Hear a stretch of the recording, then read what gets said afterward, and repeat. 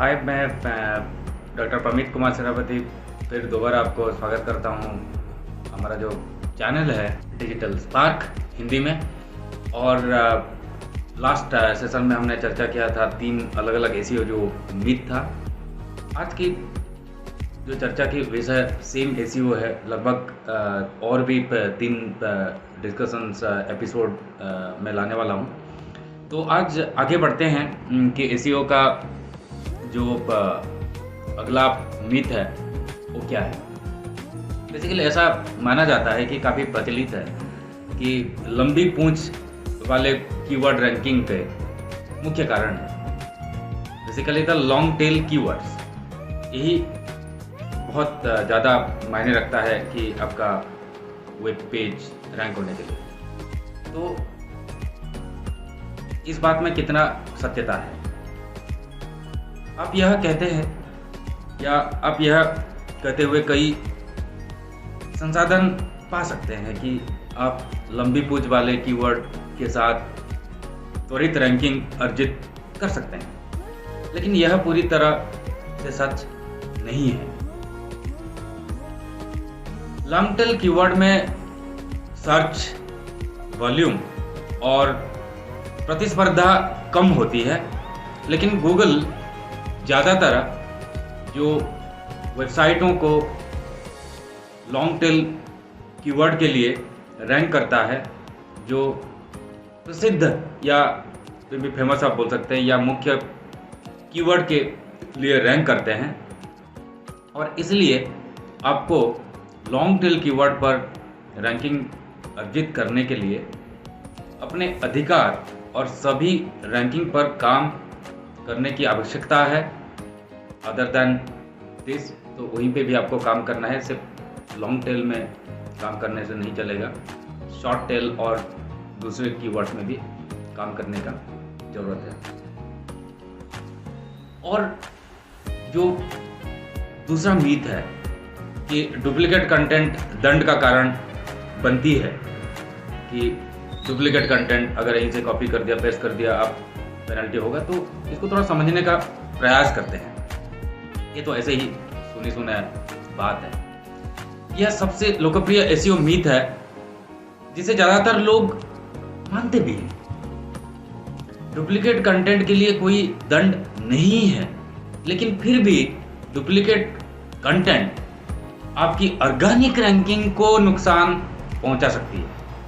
यदि आपकी साइट पर डुप्लीकेट कंटेंट है तो खोज इंजन, जो सर्च इंजन है, प्राधिकरण को प्रतियों के बीच विभाजित करते हैं और अंततः आपकी रैंकिंग को कम कर देते हैं। तो इसके अलावा डुप्लीकेट कंटेंट के कारण आपके बैकलिंक्स भी गिर जाते हैं। क्रॉल बजट एक ही कंटेंट को 2 बार क्रॉल करने पर भी बर्बाद हो जाता है, और जिसका उपयोग अन्य महत्वपूर्ण वेब पेज को अनुक्रमित करने के जो प्रयास रहते हैं वो किया जा सकता था। और इसके बाद जो बहुत बड़े लेवल का जो मीथ है कि सोशल मीडिया चैनल रैंकिंग में सुधार करते हैं ये भी बहुत प्रचलित है कि सोशल मीडिया में आपका चैनल अगर है तो वो रैंकिंग में सुधार करते हैं। ये कहाँ तक सटीक है? सोशल मीडिया चैनल ब्रांड जागरूकता फैलाने और भारी जुड़ाव पैदा करने का एक आसान शानदार तरीका है, लेकिन यह आपको रैंकिंग में मदद नहीं करता है। सोशल मीडिया चैनल का ऑर्गेनिक रैंकिंग पर सीधा प्रभाव नहीं पड़ता है। हालांकि आप सोशल मीडिया चैनल में से जितना भी चैनल है, अपने वेबसाइट के ट्रैफिक को बढ़ा सकते हैं। यदि आप अपने अनुयायियों को, जो भी फॉलोअर्स है, उनके साथ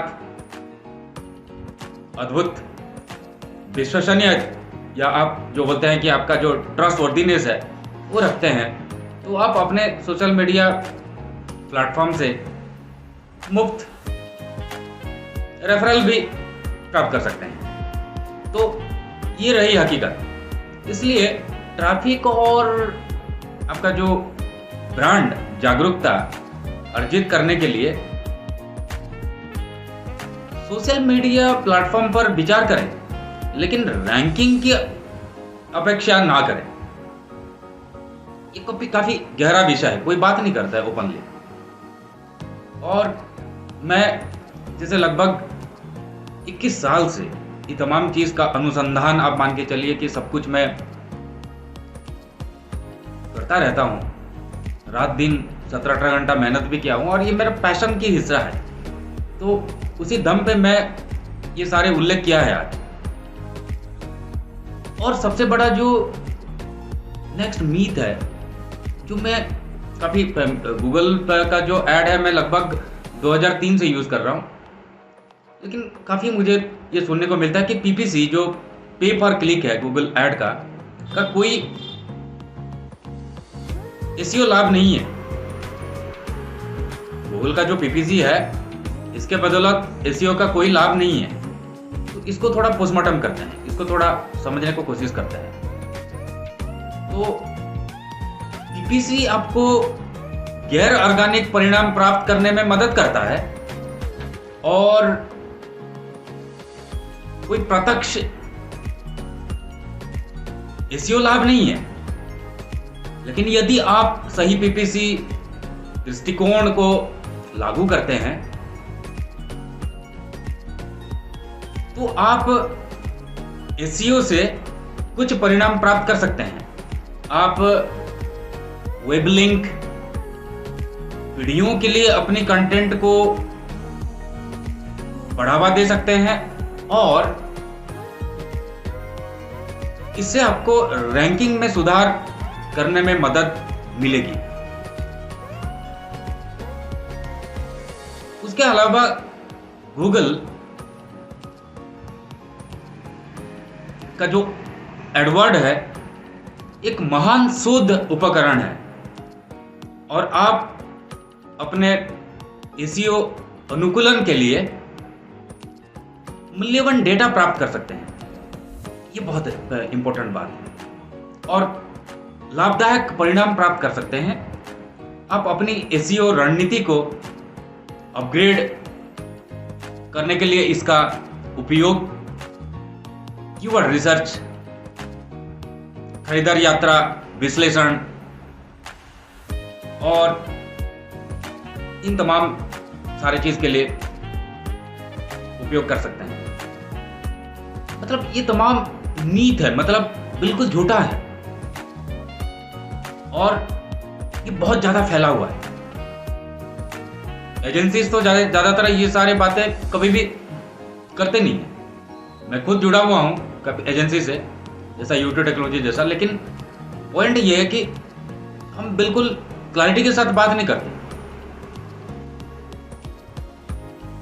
और नेक्स्ट जो मीथ है मैं बोलना चाह रहा हूं तो बहुत इंपॉर्टेंट है कि पेज रैंक अप्रचलित है।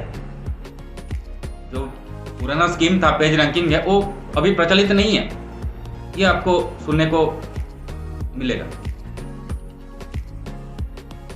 तो बेसिकली जो पेज रैंक एक वेब पेज के अधिकार और गुणवत्ता को मापने के लिए एक गूगल मैट्रिक्स है, मतलब एनालिटिक्स है। हालांकि गूगल ने 2016 में, मतलब 5 साल पहले 2016 में पेज रैंक के सार्वजनिक स्कोर को रोक दिया है और लोगों का मानना था कि अब पेज रैंक पर विचार नहीं किया जाता है, जो कि सच नहीं है। गूगल ने स्वयं पुष्टि की है कि वे अभी भी आपको जो SERP है, सर्च इंजन रैंकिंग पेज, जो SERP बोला जाता है, रैंकिंग तय करने के लिए अन्य रैंकिंग कारकों, जो एट्रीब्यूट है, जो कारणें हैं, कारकों के साथ पेज रैंकिंग पर विचार करते हैं, वो इसको कंसिडर करते हैं। इसीलिए आपको SERP में अनुकूल रैंकिंग के लिए हर वेब पेज को ऑप्टिमाइज करना अनिवार्य है और ये बहुत इंपॉर्टेंट है। मुझे लगता है कि आज का सेशन अब सब दर्शकों को अपना जो स्ट्रैटेजी सब डिज़ाइन करने में ये सारी जो मैं पुष्टि किया आज मिथ बिल्कुल आपको मददगार होगा। और इस अपेक्षा के साथ मैं उम्मीद करता हूं कि कोई भी आपको सलाह, कोई भी मदद की ज़रूरत है तो बिल्कुल पिंग कर सकते हैं। वेब लिंक के नीचे सब सारे डिटेल्स दिया है। धन्यवाद, थैंक यू, नमस्कार।